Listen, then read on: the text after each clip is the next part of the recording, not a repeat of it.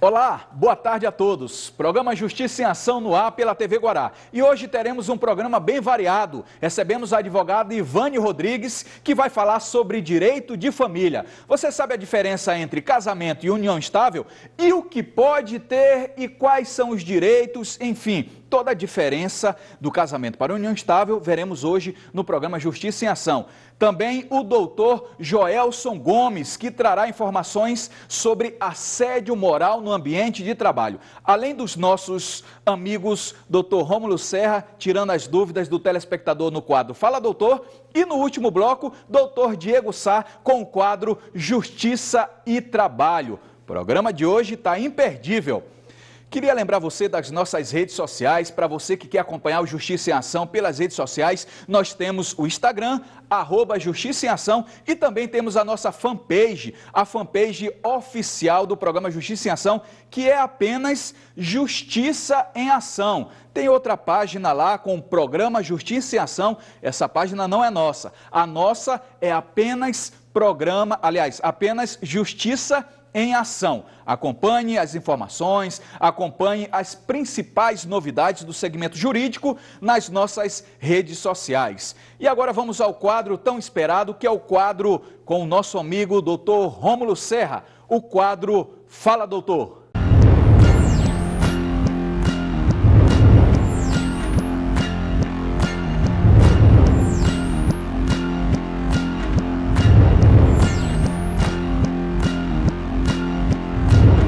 Já estamos aqui no estúdio com o doutor Rômulo Serra, que vai tratar sobre, hoje, um pouco diferente, né, doutor Rômulo? Hoje chegaram aí algumas perguntas diferenciadas no WhatsApp do programa. Você está vendo aí o nosso WhatsApp, onde você pode estar participando e estreitando aí essa relação junto com o programa Justiça em Ação. Doutor Rômulo, antes de qualquer coisa, obrigado pela sua presença. É um prazer, Fidel, estar mais um sábado aqui.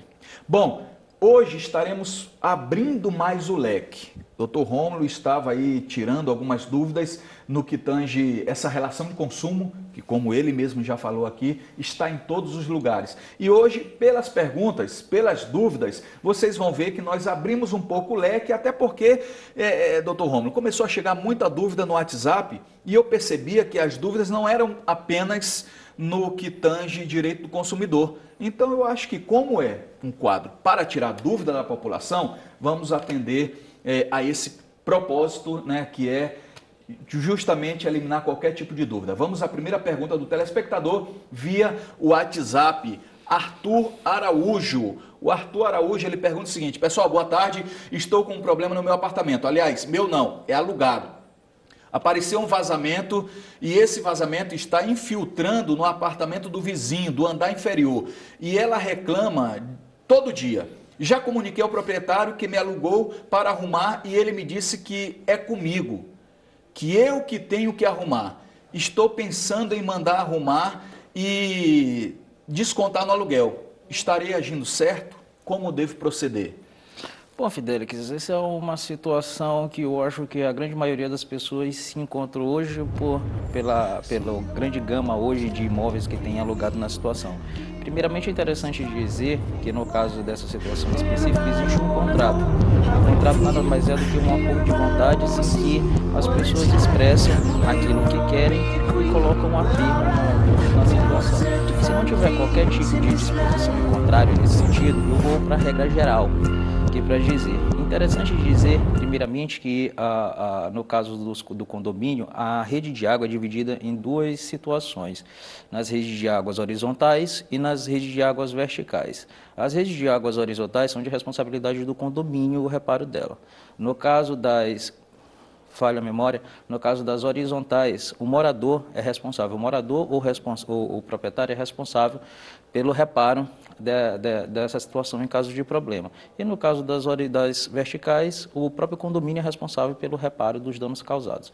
Interessante dizer que nessa situação específica em que há um inquilino e o proprietário, no caso é de saber comum que nas situações em que as reformas são estruturais, a responsabilidade logicamente recai sobre o proprietário. E no caso de manutenção, ela recai sobre o inquilino. Isso está previsto na lei do inquilinato.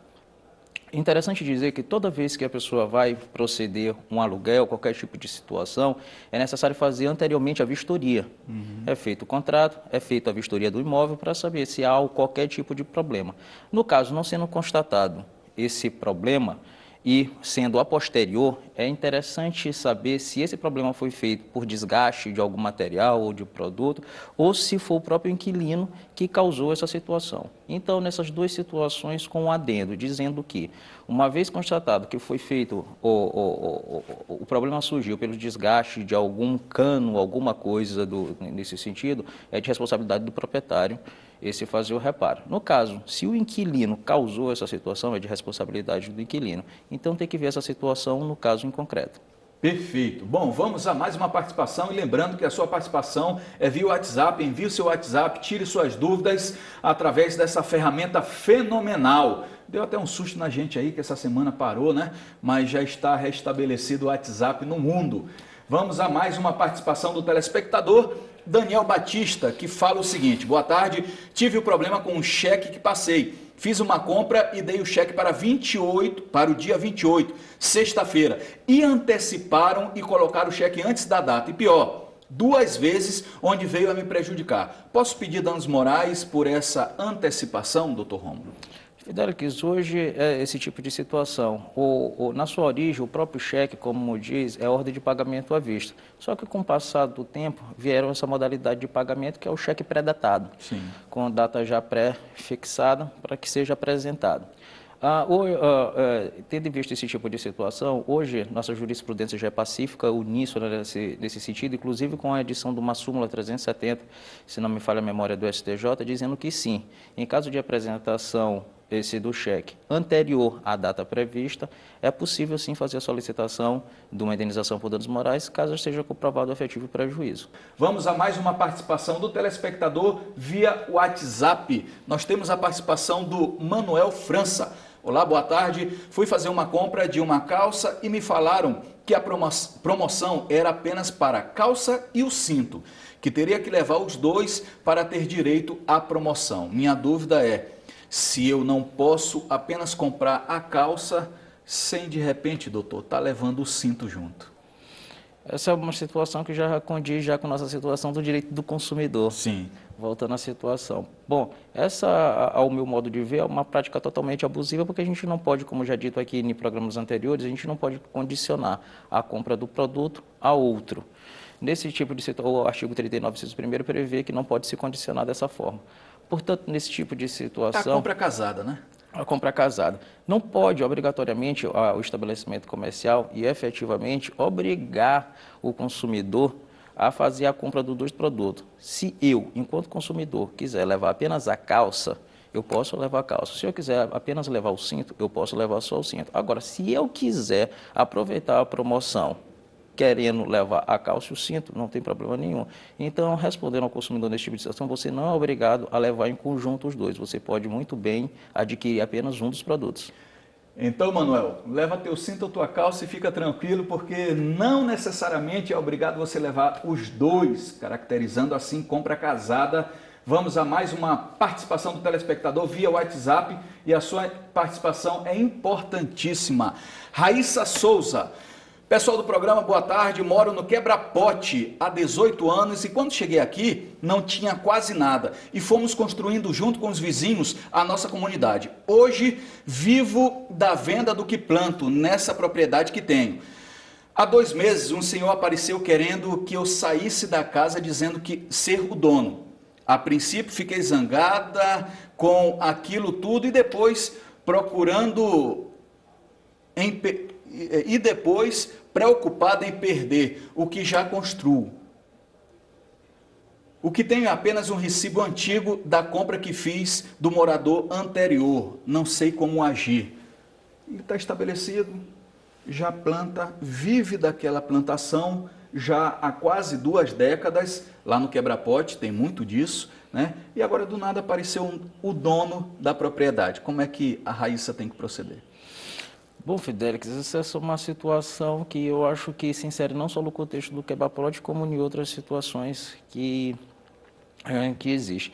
Essa situação específica primeiramente, há que se dizer aqui, se não me engano, foi ventilada a situação de ela obter um recibo da propriedade. Eu queria dizer primeiramente que o recibo não é prova cabal com relação à propriedade do imóvel. A propriedade do imóvel, ela é caracterizada e evidenciada e comprovada através do seu registro no respectivo cartório de imóveis. Essa que é a prova da propriedade. O recibo pode servir para futuro embasamento de uma ação, qualquer tipo de situação. Bom, nesse caso específico, o nosso Código Civil, ele disponibiliza o uso capião. Eu vou tentar dizer aqui, para ficar de fácil compreensão para o telespectador, o que se quer dizer no caso o uso capião. Qual é o conceito do uso capião? Na verdade, o uso capião é uma forma de aquisição da propriedade pelo decurso do tempo e desde que preenchido determinados requisitos. Esse decurso de tempo e esses determinados requisitos são previstos na nossa legislação civil. Como o Instituto do Uso Capião é um instituto muito amplo, e aqui seriam necessários 2, 3 blocos para falar sobre todos eles, porque existem modalidades de uso capião, eu vou me ater especificamente à situação aqui do caso concreto, para tentar explicar de uma forma mais ampla e geral, para ficar de fácil compreensão.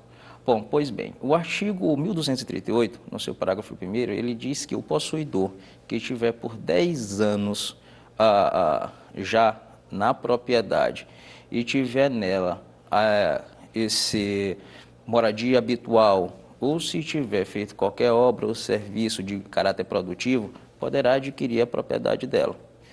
Nessa situação, se não me falha a memória, no quebra-pote, se também não me falha a memória, é uma área de zona rural. Isso. E no próprio artigo 1239 fala desse tipo de situações, desde que a propriedade rural não tenha mais de 50 hectares. Nesse tipo de situação, o prazo que o possuidor deve estar na terra será de 5 anos ininterruptos, sem oposição, sendo que ele não pode ter qualquer outra propriedade urbana ou rural em seu nome, que nela venha ter a moradia habitual e que nela tenha produzido pelo seu trabalho ou por sua família tenha feito ela de uma propriedade produtiva.